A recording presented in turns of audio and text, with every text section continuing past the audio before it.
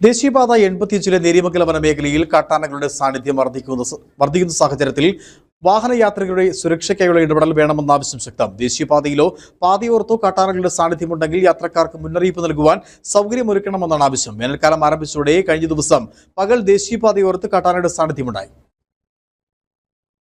ദേശീയപാത കടന്നുപോകുന്ന നേര്യമംഗലം വനമേഖലയിൽ കാട്ടാനകളുടെ സാന്നിധ്യം വർദ്ധിക്കുകയാണ്. വേനൽക്കാലം ആരംഭിച്ചതോടെ കഴിഞ്ഞ ദിവസം പകൽ ദേശീയപാതയോരത്ത് കാട്ടാനയുടെ സാന്നിധ്യമുണ്ടായി.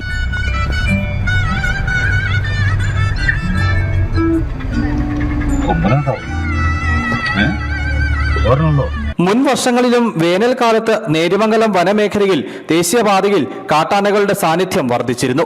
പകൽ സമയത്തും രാത്രികാലത്തും ഒരേപോലെ കാട്ടാനകളെ ഭയന്ന് ആളുകൾ യാത്ര ചെയ്യേണ്ടുന്ന സാഹചര്യം ഉണ്ടാവുകയും യാത്രക്കാർക്ക് നേരെ കാട്ടാന ആക്രമണം ഉണ്ടാവുകയും ചെയ്തിരുന്നു. പകൽ പാതയോരങ്ങളിൽ കാട്ടാനകളെ കണ്ടാൽ ആളുകൾ വാഹനം നിർത്തി ആനകളെ കാണുകയും ചിത്രങ്ങൾ പകർത്തുകയും ഒക്കെ ചെയ്യുന്ന സ്ഥിതിയുണ്ട്. ഇത് ചിലപ്പോൾ അപകടത്തിന് ഇടവരുത്തിയേക്കാം. പകൽ സമയത്തെന്ന പോലെ രാത്രികാലത്തും ദേശീയപാതയിലൂടെ വാഹനയാത്രികർ ധാരാളമായി ഉണ്ട്. വിനോദസഞ്ചാരികളും ധാരാളമായി എത്തുന്നു. ഈ സാഹചര്യത്തിലാണ് ദേശീയപാതയിലോ പാതയോരത്തോ കാട്ടാനകളുടെ സാന്നിധ്യമുണ്ടെങ്കിൽ യാത്രക്കാർക്ക് കൃത്യമായ മുന്നറിയിപ്പ് നൽകാൻ സൗകര്യമൊരുക്കണമെന്ന ആവശ്യം ഉയർന്നിട്ടുള്ളത്. News bureau, Adimali.